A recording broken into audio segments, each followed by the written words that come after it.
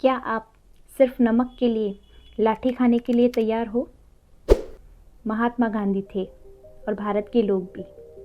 जी हाँ, मैं नमक सत्याग्रह की बात कर रही हूँ, जिसे दांडी कूच, दांडी मार्च, दांडी आंदोलन के नाम से जाना जाता है। क्यों हुआ ये दांडी मार्च?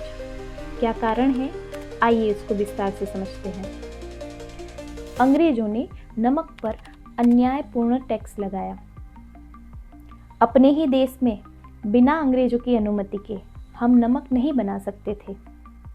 इस अन्यायपूर्ण कानून का विरोध करने के लिए महात्मा गांधी जी ने दांडी सत्याग्रह की शुरुआत की और पूरे भारत देश को दांडी आंदोलन में शामिल किया। दांडी मार्च की शुरुआत होती है अहमदाबाद से दांडी तक 12 मार्च 1930 को।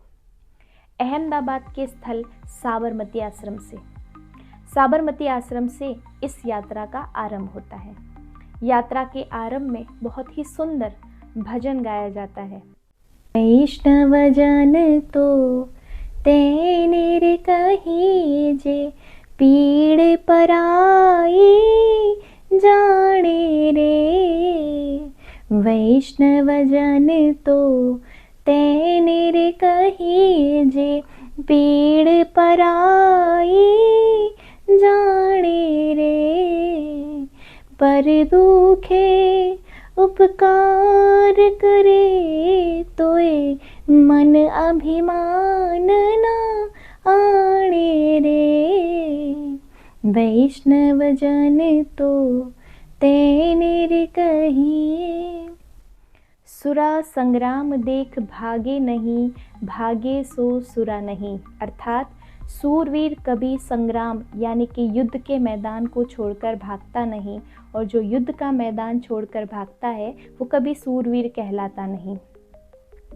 इस प्रकार इस यात्रा का आरंभ किया गया, महाप्रयाण शुरू किया गया।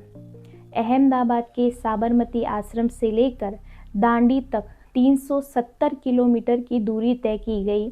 असलाली, बारेजा, नडियाद, आणंद, बोरियावी, रास, जंबूसर, भरूच, सूरत, नवसारी और ये सभी जगह पर लोक जागृति फैलाने का कार्य किया।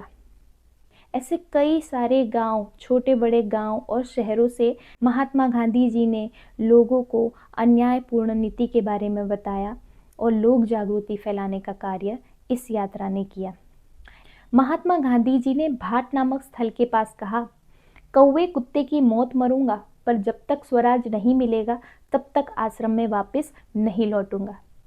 ये यात्रा जहाँ जहाँ से गुजरती वहाँ पर उनका स्वागत किया जाता, साफ सफाई की जाती, तोरण बांधे जाते और सड़कों पर पानी का छिड़काव किया जाता। उस समय भारत की सड़कें कच्ची हुआ करती थी और धूल मिट्टी से भरी हुई, इसीलिए स्वागत में कमी ना रह जाए, इसलिए उन सड़कों पर पानी का छिड़काव किया जाता था।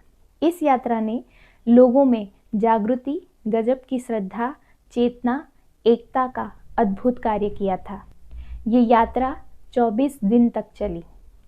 24 दिन की पदयात्रा के बाद दांडी पहुंचे। 6 अप्रैल सुबह 6:30 बजे महात्मा गांधी जी ने नमक अपनी मुट्ठी में लेकर कहा, मैंने नमक का कानून तोड़ दिया। और वहाँ पर लोगों को संबोधित करते कहा कि आज से मैं ब्रिटिश साम्राज्य की नींव में नमक लगा रहा हूँ। महादेव भाई देसाई ने दांडी कूच की जो तुलना है वो महाविनिमयक्रमण से की है। दुनिया भर के पत्रकार, फोटोग्राफरों ने अपने आंखों देखा हाल समाचार पत्रों में प्रकाशित किया और उस यात्रा के बाद ब्रिटिश साम्राज्य की नींव में नमक लगना शुरू हुआ।